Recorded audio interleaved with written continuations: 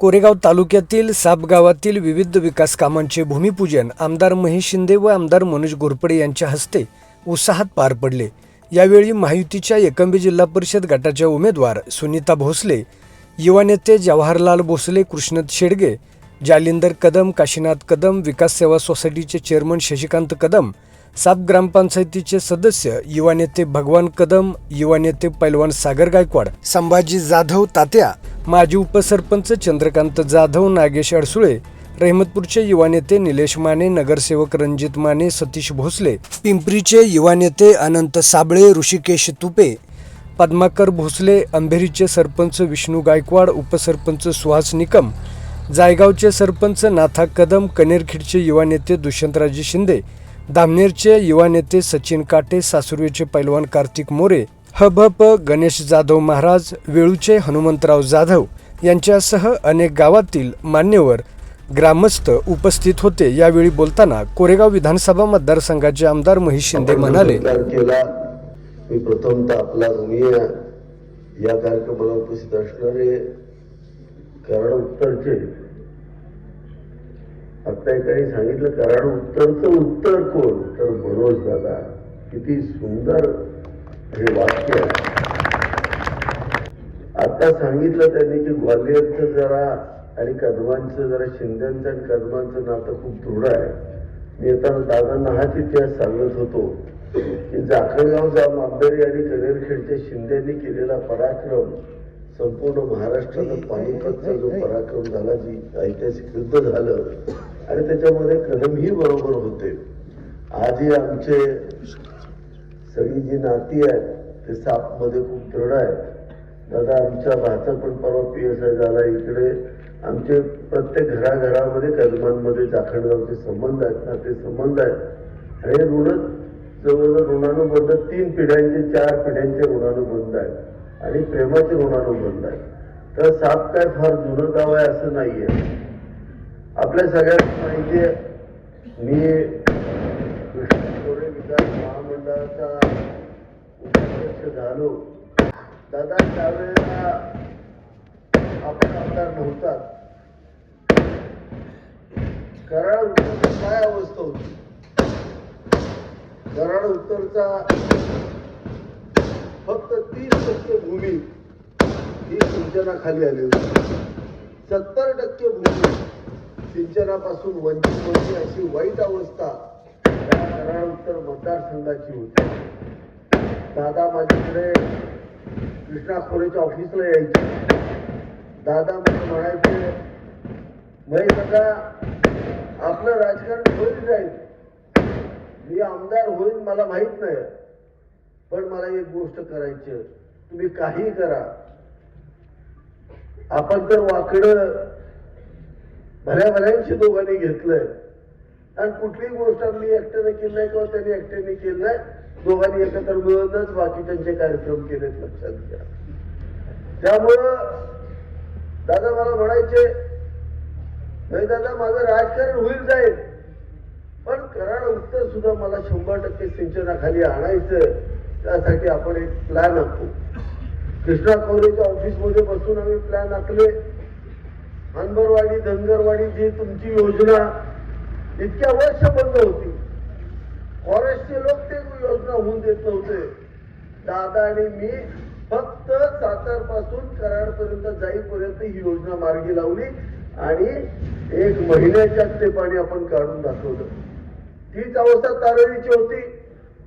2007 पासून धरण बांधलेलं होतं। हे धरण तसंच पडलेलं होतं, त्यातलं 1 थेंबही पाणी कराड उत्तर मतदारसंघाला येत नव्हतं। कोण पालकमंत्री झालं, कोण बालकमंत्री झालं, कोण काय काय झालं, पण कुणाच्या दम झाला नाही की ते पाणी बाहेर काढायचा। दादाने आणि मी ठरवलं।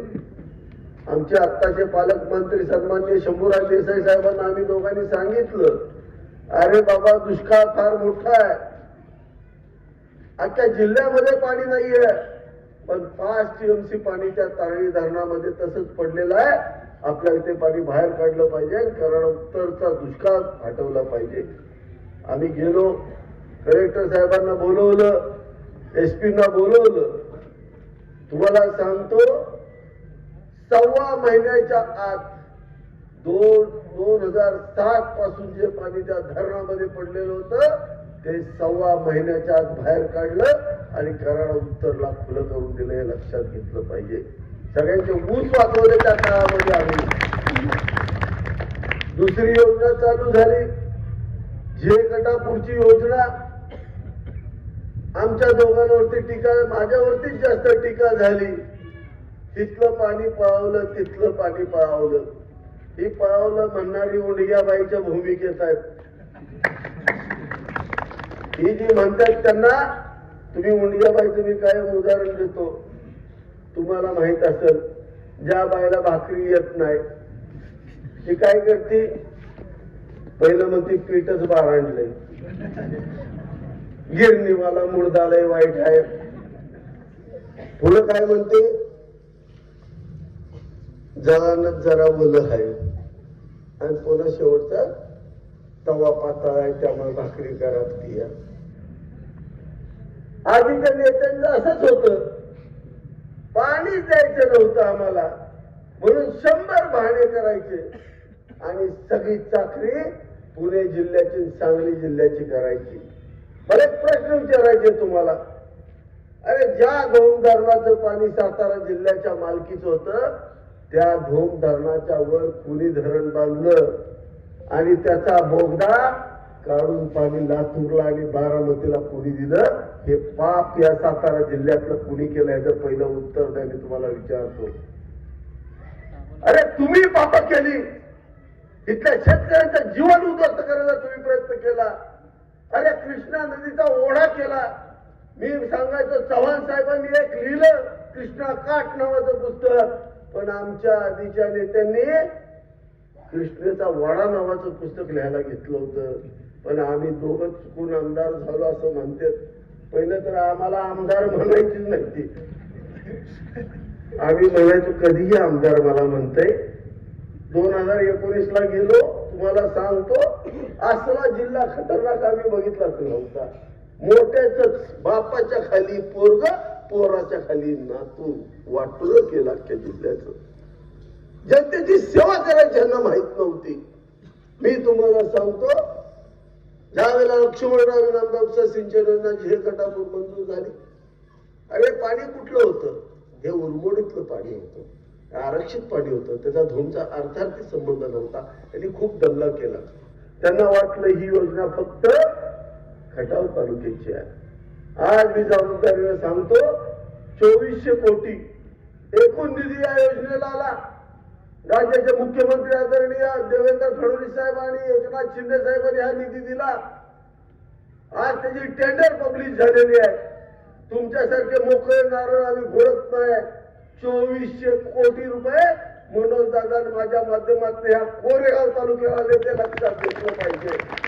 अरे डोंगराच्या कडेनं पूर्ण रामोसवाडी पासून ते तुमच्या आंबेरीपर्यंत बारमाही सगळे ओढे वाहणार आहेत. लक्षात घ्या, त्या डोंगराच्या कडेनं पाणी येणार, हे सगळं पाणी कोरेगाव तालुक्यामध्ये या भागामध्ये पसरणार आहे.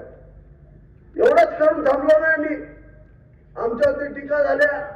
दादा, मी एक निर्णय घेतला कृष्णा खोरेचा उपाध्यक्ष असताना, या कृष्णा नदीमध्ये कर्नाटकला वाहून जाणारं पाणी थांबवण्याचा निर्णय घेतला. एक बॅरेज बांधलं होतं झे गटापूरचं. काल आम्ही 5 बॅरेजची त्या ठिकाणी ऑर्डर काढली. संपूर्ण कृष्णा नदीमध्ये आता पूर्णपणे तुम्हाला अर्धा टीएमसीच्या मोठी धरणं दिसतील, अशा पद्धतीची योजना केली.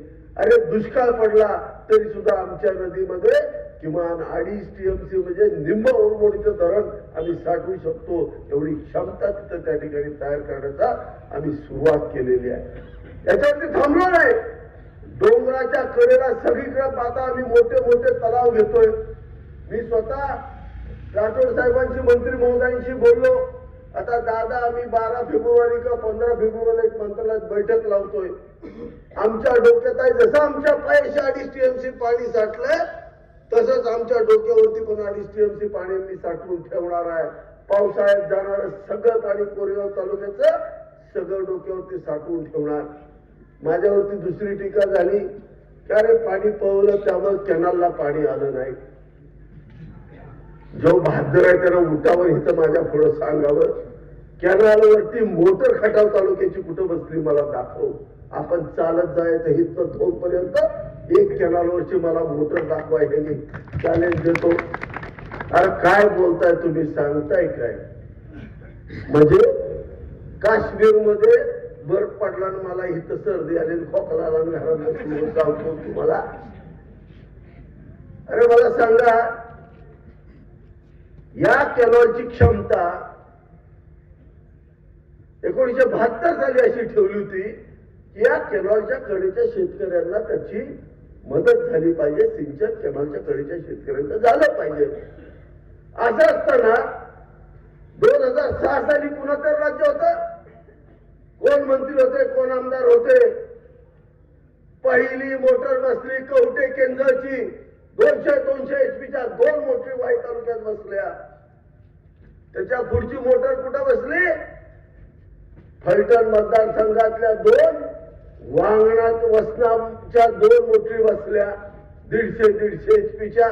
त्याच्या खाली वसनाच्या 2 बसल्या 150 HP. वसना झालं, वांगणा झालं, त्याच्यावर कवठे केंद्र झालं. अरे तुम्ही शेतकरी आहे, तुम्ही मला सांगा, या कॅनलवरती जर 600-650 HP मोटरी चालू झाल्यानंतर पाणी खाली येईल का जाईल? त्या आम्ही केलं त्या?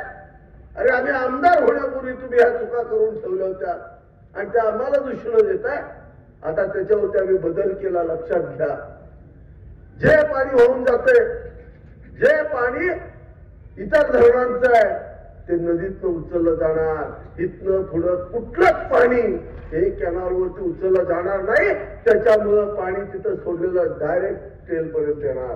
हा माझा शब्द आहे, तुम्हाला लक्षात घ्या. अरे तुम्ही चुका केल्या, तुम्ही करताय. आज त्या कोरेगाव तालुक्यातल्या भाडो खोऱ्याला जे पाणी उचललं जातंय 2.14 TMC पाणी त्या ठिकाणी दिलं जातंय, पण दादा त्या मोटरीला फक्त 0.5 TMC पाणी उचललं जातंय, कारण टेलला पाणी येतच नाही. अशी वाईट अवस्था आहे. हे मोटरी बसवल्या कुठे? आम्ही बसवल्या? अरे आम्ही नाही बसवल्या. त्या कॅनॉल मधलं एक थेंब सुद्धा पाणी बाहेर कुठं जात नाही, लक्षात घ्या. फक्त कोरेगाव तालुक्यामध्येच जातंय आणि कराड तालुक्यातच जातंय. ह्या कॅनॉलवरती कुठल्याही तालुक्याला इतर पाणी सिंचनाला जात नाहीये. बाई असं असताना विनाकारण आम्हाला दोष देत बसू नका, माझी विनंती आहे. आता मी हे जे बॅरेज बांधतोय, या बॅरेज मधून वांगणाचं पाणी हे भाडे खोऱ्यात जाणार आहे. त्यामुळे त्या 250 HP 125-125 ज्या 2 मोटरी आहेत त्या बंद होणार आहेत. त्यामुळे तुमच्याकडे पाणी यायला सहज होणार आहे. त्याचा पुढचा टप्पा आम्ही गाठतोय, तो म्हणजे वांगणाला सुद्धा वरच्या बाजूला जी आहे आमची अलीकडची वांगणा आणि पलीकडची वसना जी कोरेगाव उत्तर भागाला जे पाणी देते ती सुद्धा पाणी योजना आम्ही वनग उपसा सिंचन योजनेच्या अंतर्गत आणून तेही पंप बंद करणार. 150 HP 2 पंप बंद करणार आणि तेही पाणी आम्ही वनग मधून म्हणजे नदीच्या बॅरेज मध्ये उचलून त्या भागाला देणार आहे. त्यामुळं आमच्या कॅनॉलच्या वहन क्षमतेला त्रास होणार नाहीये. कॅनॉलची वहन क्षमता चांगली राहणार आहे.